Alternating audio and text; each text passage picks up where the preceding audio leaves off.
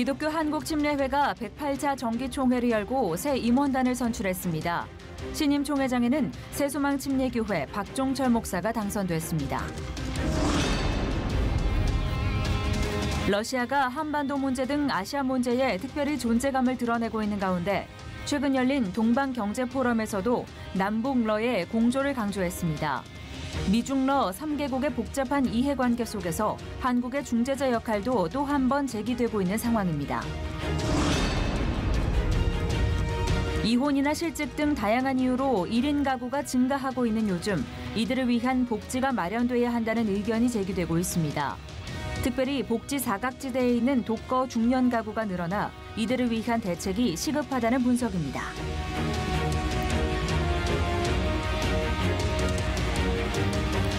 여러분 안녕하십니까? 지난주 독일의 신학자 위르겐 몰트만 박사가 한국을 방문했습니다. 한신대가 마련한 강의에서 분단 시대를 살고 있는 대한민국은 통일을 이루는 것이 하나님 나라의 공의를 실천하는 방법이며 우리의 사명이라고 강조했는데요. 평양에서 열린 남북 정상회담을 지켜보며 그 사명에 대한 거룩한 책임감을 다시 한번 되새겨봅니다. 기독교 한국침례회가 새로운 미래로 함께라는 주제로 제108차 정기총회를 개최했습니다. 지난 18일 저녁 회무에서는 새 의장단 선거가 있었는데요. 총회장에 새소망침례교회 박종철 목사가 당선됐습니다. 조홍현 기자가 보도합니다. 총 1,764명의 대의원이 투표에 참여한 이번 선거에서는 총회장으로 새소망침례교회 박종철 목사가 2차 투표까지 진행된 치열한 접전 끝에 당선됐습니다.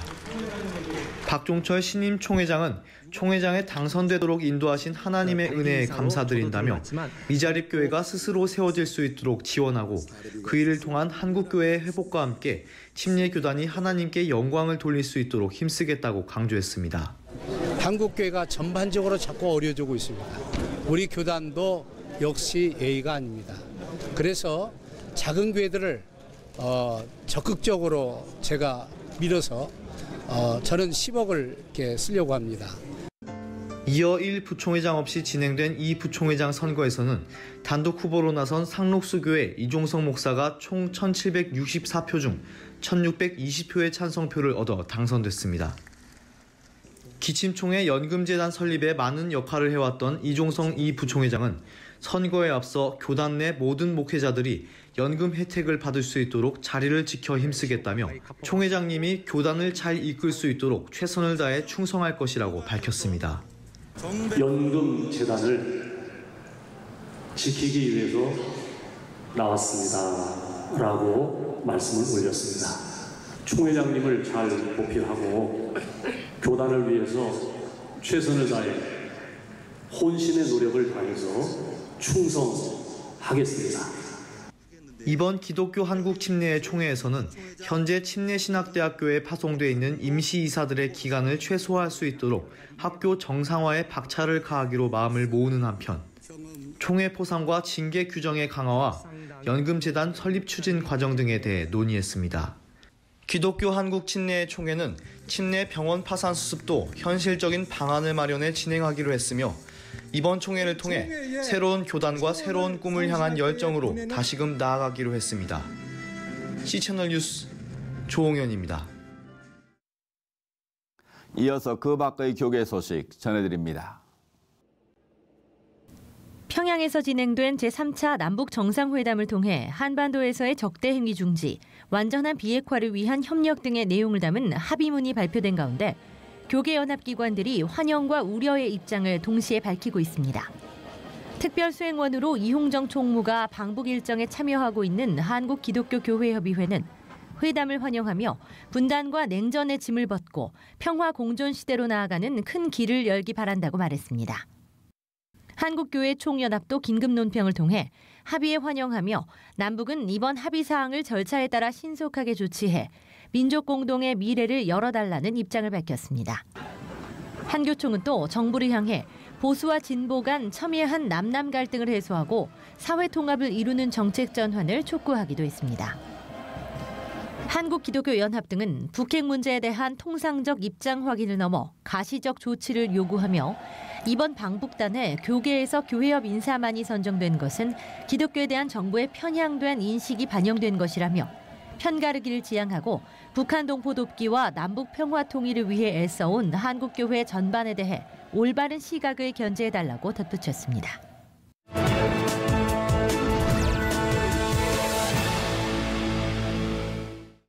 러시아가 30년 만에 최대 군사훈련을 실시하고 지난주에는 아시아 국가들이 참여한 동방경제포럼도 개최했습니다. 러시아 이런 행보들을 동북아 문제와 떨어뜨려 생각할 수 없는데요. 러시아 안수철 선교사님 전화 연결해서 관련 말씀 들어보겠습니다. 선교사님, 먼저 지난주에 있었던 동방경제포럼에서 한반도와 관련된 문제를 또 언급됐던 것 같은데 어떻습니까? 네, 지난 11일부터 3일간 제4차 러시아 동방경제포럼 일명 EEF 2018이 블라디보스톡에 위치한 극동연방대학 캠퍼스에서 60개국 6천여 명이 참가한 가운데 열렸습니다. 본 포럼에서 남북러 대표자들은 한반도의 평화와 극동 지역의 번영을 위해서는 3자 협력이 필수적이며 당면 사업으로는 한반도 종단 열차와 시베리아 횡단 열차의 연계를 기반으로 가스, 에너지 사업을 활성화하는 것이라고 말했습니다. 최근에 한반도 해빙기에 관심을 보인 푸틴은 한반도 평화 정책을 위한 남북 관계 개선과 남북 대화, 한반도 비핵화와 평화를 위한 북미 관계 정상화도 한반도 문제 해결을 위한 중요한 요소라고 강조했습니다. 동시에 남북 관계 복원을 위한 양측의 노력을 지지하며 곧 있을 남북 정상회담의 결실도 기대한다고 밝혔습니다. 남북 정상회담, 북미 회담 등 한반도 문제가 다시 부각되면서 러시아도 예의주시하고 있는 것 같은데 어떻습니까? 네, 금년 이루어진 두 차례의 남북 정상회담과 연이어 진행된 북미 회담은 한반도에서의 급변하는 상황을 잘 보여주고 있고 본 포럼에 참가한 주요 지도자들의 회담에서도 언급이 되었습니다. 사실 한반도 비핵화 문제에 있어서 가장 주도적인 주변 국가는 미국과 중국이지만 러시아도 유엔과 6자 회담 등의 북한 비핵화와 관련된 회의에서 자국의 공식 입장을 통해 지속적으로 존재감을 드러내며 한반도 문제 해결의 추이를 지켜보고 있습니다. 그런데 문제는 러시아와 미국의 관계가 페레스트로이카 이후 어느 때보다도 냉랭해진 상태라는 것이고 이러한 관계가 자칫 해빙 무드에 있는 한반도 상황에 부정적인 영향력으로 작용할 수 있다는 것입니다. 그러므로 북한과 미국의 갈등이 깊어질 때마다 중재자로서 회담이 이어지도록 역할을 한 것처럼 러시아와 미국의 신냉전적 상황을 잘 이해하고 적절한 중재 역할을 통해 한반도 비핵화와 평화 정착에 긍정적으로 작용할 수 있도록 하는 한국의 외교적 역량이 어느 때보다도 필요합니다. 네, 러시아가 시리아 문제 등 국제 이슈에 언제나 존재감을 나타내는데 그에 맞는 책임감도 꼭 필요해 보이는데 어떻게 보시는지요? 네, 러시아는 국제 문제에 있어서 자국의 이익을 염두에 두면서 동시에 유엔에서의 다자간 협상을 통한 문제 해결을 지속적으로 주장해왔고 시리아 전쟁을 바라보는 시각도 이러한 원칙에서 벗어나지 않습니다.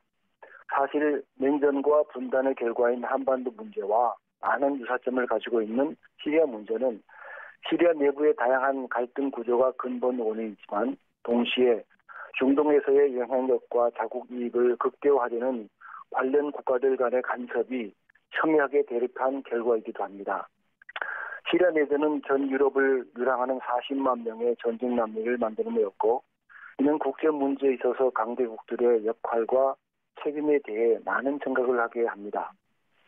이러한 상황 가운데 러시아가 국제 문제에서 평화적 해결을 위한 좋은 영향력을 끼치는 국가로 바로 서고 특별히 한반도 비핵화와 평화 정착을 위해 중요한 이 역사적 시기에 선한 중재자의 역할을 감당할 수 있도록 기도 부탁드립니다.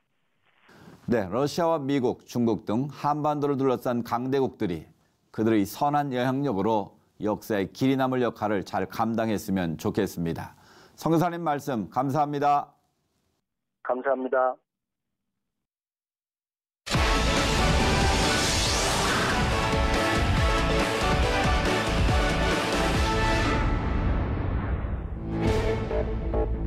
이혼과 실직 등의 이유로 중년 1인 가구가 증가하면서 사회적으로도 다양한 돌봄이 필요해졌습니다. 독거 중년 가구 급증으로 이들을 위한 복지제도가 도입되고 있지만 턱없이 부족해 복지 사각지대라는 지적이 나오고 있는데요. 위기에 내몰린 중년 1인 가구, 사회적 대책은 무엇일지 하나님의 법, 세상의 법에서 알아봅니다.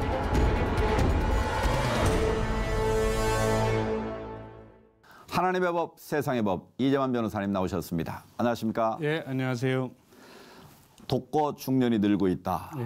이 사회적 하나의 새로운 이슈로 등장하고 있는데요. 예. 제 주변에도 보면 홀로 사는 분들이 많이 계시거든요. 예. 그러니까 피부로 와닿는데 현재 상황 어떻습니까? 예, 실제적으로도 이제 독거 중년들이 많이 늘고 있죠. 네. 예, 근데 이제 그 비혼이라든지 그 미혼 그런 그 사람들이 이제 많이 늘고 있고요. 또 하나는 이제 사별이나 이혼 등으로 혼자 남은 사람들도 있어서 그 1인 가구들이 이제 많이 또 늘고 있습니다. 예. 그래서 이제 통계청이 인구조사에 하면 그 이 1인 가구 수가 561만 8천. 와, 그렇게 많다. 예, 이렇게 됩니다. 그리고 40세에서 60세의 독거 중년은 1인 가구의 한 40%에 해당될 정도로 이제 상당히 많죠. 예. 그래서 40세에서 60세의 1인 가구의 경우에 만일 이제 경제적 능력이 없는 그런 이제 1인 가구라면 네. 그들에 대해서는 어떤 특별한 대책이 필요하다는 그런 이제 우려의 목소리도 많이 나오고 있습니다. 말씀하셨잖아요. 이분들이 경제적으로 풍족하다면 무슨 문제가 되겠습니까? 예.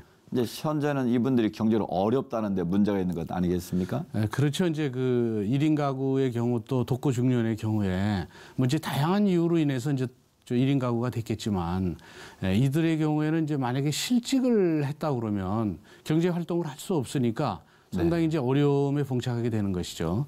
근데 과거에는 실제적으로 보통 사람들이 이제 자식들을 키우면 그 자식들에 대해서 이제 온 힘을 다해서 키우면 자식들이 그 노후를 결국 보장이 됐었죠. 그래서 노후가 네. 보장되니까 이제 자식들의 어떤 봉양을 받아서 한 집에서 대가족제도 하에서 살아서 자식을 키우는 것이 바로 노후 대책이었었어요. 그렇죠. 근데 한 몇십 년 사이에 시대가 변해서 지금은 자식을 키워도 자식이 봉양하지 않는 한 집에서 봉양하지 않고 핵가족화되어 있는 그런 시대이기 때문에 미처 노후에 대한 준비를 할 수 없는 네. 이른바 이제 낀 세대들이라고 네. 볼 수 있죠. 이런 경우에는 이제 상당히 심각한 문제가 돼서 결국 그 비자발적인 1인 가구들 이런 경우에는 이런 가정의 해체로 인해서 상당히 위기 속에 봉착하게 된 것이죠. 네. 그러니까 이혼이나 사별로 인해서 이제 가족이 해체되고 또 경제적인 어려움을 겪는 이중고의 상황 아니겠습니까? 예, 예. 자, 어떻게 이 문제 해결해야 될까요? 결국은 이제 사오정이라는 말이 나올 정도로 이제 45이면 뭐 은퇴다 이런 얘기도 그렇죠. 있었죠. 그래서 이제 45세 은퇴를 한다면 연금을 받는 게 이제 60세, 65세로 점점 이제 기간이 이제 늘어지고 있는데 네. 그러면 45세에서 한 60몇 세까지 사이에 15년, 20년의 공백이 그렇죠. 있죠. 이 네. 기간 동안에는 이제 다시 재취업을 해야 되는데 이제 재취업이라는 것이 본인이 받는 연봉에 대해서 뭐 한 몇십 프로밖에 못 받으니까 네. 또 재취업 자체도 상당히 어렵고 쉽지 않죠. 그러니까 이 독거 중년들의 경우에는 실제적으로 가정은 해체돼 있지 독거 중년이지 비자발적인 1인 가구의 경우 또 사별할 수도 있고 이혼할 수도 있고 여러 사유에 의해서 그리고 또 가정이 있었다고 하더라도 경제적 능력이 없으니까 가정에서 버림받아서 또 노숙자처럼 겉도는 이런 분들의 네. 경우에는 진짜 연금을 받을 때까지는 이제 새로운 보릿고개에 들어서서 신보릿고개. 그렇죠. 네. 그러니까 독거 중년들의 보릿고개죠. 네, 네. 상당히 이제 어려움이 이제 있죠. 그리고 또 가장 힘들어하는 것은 이 경제적인 능력이 없으니까 자존감이 상실이 되고 자존감이 떨어지니까 사회 활동을 안 하는 거예요. 예. 그러니까 은둔형 외톨이가 돼서 사람들을 안 만나는 것이죠. 그러니까 안 만나다 보니까 점점 더 이제 여러 가지 문제가 생기고 네. 그렇게 문제가 생기니까 이 사람들이 단절된 어떤 사회 관계망을 회복시켜 줘야 돼요. 예. 이제 그러기 위해서는 이제 여러 가지 뭐 문화센터에서 문화활동 저렴한 비용으로 지원해서 하는 것들도 많이 있고 하니까 이런 것들을 많이 만들고 또 교회에서도 네. 봉사활동을 해서 단절된 사회관계망을 회복시켜줘서 그들이 은두령 외톨이가 돼서 이 사회 생산활동에서 완전히 낙오되지 않도록 하는 이런 여러 가지 대책들도 필요하죠. 네. 이렇게 급증하고 있는 독거 중년들을 위해서 각 지자체별로 대안을 마련하고 있는 것 같은데요. 예. 어떤 일들을 준비하고 있습니까? 물론 이제 여러 가지 프로그램도 있죠. 뭐 요리 프로그램도 있고 여러 가지 이제 운동 프로그램 또 체육 프로그램 이런 여러 가지가 있는데 쭉 보면 일자리 창출에 대해서는 청년들에 좀 집중이 돼 있죠. 네, 네. 이제 최초 이제 직업을 가져야 되는 그런 세대들이니까. 그다음에 이제 복지 문제에 대해서는 이제 65세 이상. 왜냐하면 이제 건강이 안 좋아지기 시작하는 이제 시기이기 때문에 네.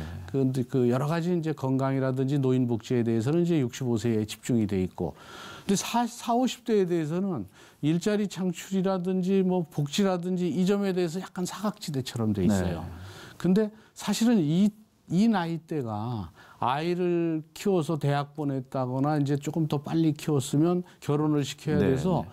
가장 많은 돈이 들어갈 그런 시기입니다. 그렇죠. 근데 그런 시기에 직장을 잃게 되니까 결국은 이제 가정이 그 가정 내에서도 해체 수순으로 이제 많이 이제 갈 수도 있는 것이죠.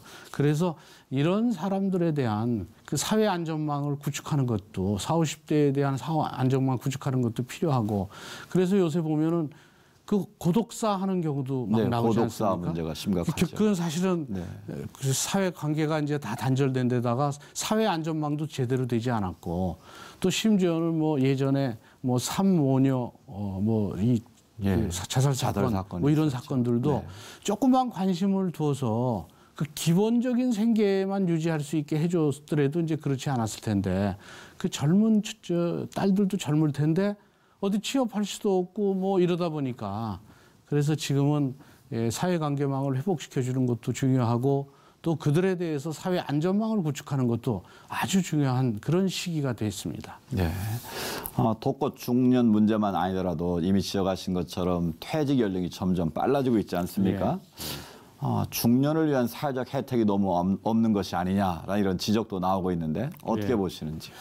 결국은 이제 독거 중년 비자발적 1인 가구, 뭐 그래서 비혼이라든지 또는 아예 뭐 이혼을 했다든지 또는 사별을 했다든지 이래서 이제 비자발적으로 이제 1인 가구가 됐고, 또 뭐 이제 혼자가 된 이런 경우에는 이건 일종의 뉴노멀 현상 아니냐 이렇게 보기도 네. 합니다. 왜냐하면 그동안 이제 비혼이나 또는 그 1인 가구는 대가족 제도 하에서는 1인 가구는 상당히 그 이례적인 현상이었죠. 네. 일반적인 현상이 아니죠. 그렇죠. 그러니까 일반적인 현상이 아니기 때문에 국가에서도 이제 일반적인 대책에는 그게 잘 들어가 있지는 않았어요. 네.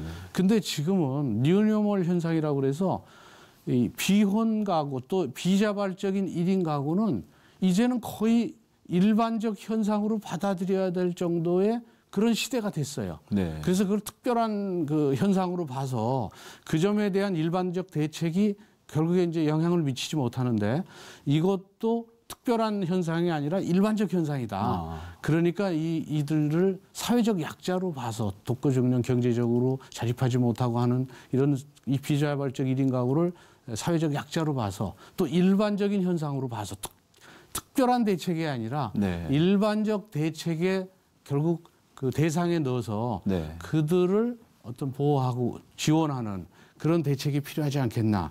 그래서 과거에 같은 그 대책이 아니라 중년이 안게 되는, 독거 중년이 안게 되는 그런 현상들을 잘 들여다봐서 네. 그게 이제 벌써 500만이 넘어가면 그거는 일반적 현상이라고 충분히 볼 수 있으니까, 그렇죠. 그것은 일반적 대책으로 그들을 지원해주는 그런 대책들을 만들어야 되지 않나 하는 생각이 듭니다.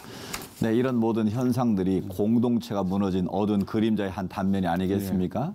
이 성경에 보면 항상 하나님 나라는 공동체적으로 임하게 되고 또 공동체의 중요성을 강조하고 계신데, 우리 예수님도 이 사회적인 약자에 대한 배려를 늘 하지 않았습니까? 네. 그렇다면 이제부터라도 우리 사도행전적인 그런 초대교회 공체의 모습을 떠올려 보면서 가진 자는 가지지 못한 자들을 도와주고 또 강한 자는 힘없는 자들을 세워주고 이렇게 서로 상부상조하면서 상생하는 그런 공동체의 문화의 회복이 필요해 보이는데 물론 개인도 중요하지만 교회도 이제 그런 역할을 많이 해야 된다고 생각되는데 어떻게 보시는지요? 이제 지금 말씀하신 것이 사실은 문제 해결의 핵심입니다. 네. 그 예레미야서 30장 20절에도 그들의 자녀들은 옛날처럼 융성할 것이며 그들의 공동체는 튼튼한 기반을 다지게 될 것이다. 이런 이제 성구처럼 네. 사실은 이 독거중년 비자발적 1인 가구 뭐 이런 여러 가지 문제는 가족 공동체가 해체됐기 때문에 문제가 된 거죠. 네. 옛날처럼 이제 대가족 제도 하라고 한다면 이런 문제들은 해결이 다 됩니다. 그렇죠. 근원적으로 해결이 되죠. 근데 대가족 제도가 붕괴되고 지금은 핵가족화되고 또 핵가족화해서 1인 가족 또 1인 가족도 비자발적이지 않습니까? 네. 이렇게 되다 보니까 결국 이런 문제들이 생기는 것이죠. 그렇다면 결국 가족 공동체를 회복해야 되는데 이 지금의 시대 정신은 가족 공동체가 회복이 안 되고 대가족 제도가 회복되기가 지금 상당히 어렵습니다. 네. 그렇다면 대가족 제도를 회복하기 위한 여러 가지 뭐 캠페인이라든지 이런 것도 필요하겠지만 네. 이게 정상적으로 회복되는 데는 아주 많은 시간이 걸리고 독거중년의 위기는 바로 눈앞에 다가오고 현실이기 때문에 이 대가족 제도, 가족 공동체가 했던 역할을 대신할 수 있는 네. 그것을 지역 공동체, 지방자치단체에서 만든 지역 공동체나 또는 그 교회 공동체에서 교회, 네. 그 역할을 대신해서 독거 중년들의 문제를 해결하는 그 방책을 찾아야 되겠죠. 네. 급증하는 독거 중년의 문제 해결할 수 있는 지혜를 우리가 모아야겠습니다. 예. 변호사님 오늘 말씀 감사합니다. 예, 감사합니다.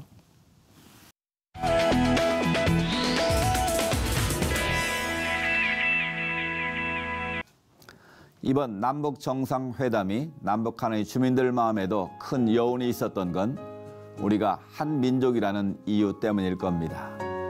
변할 수 없는 이 이유 하나만으로도 지금 우리들의 노력은 충분히 값진 것일 텐데요.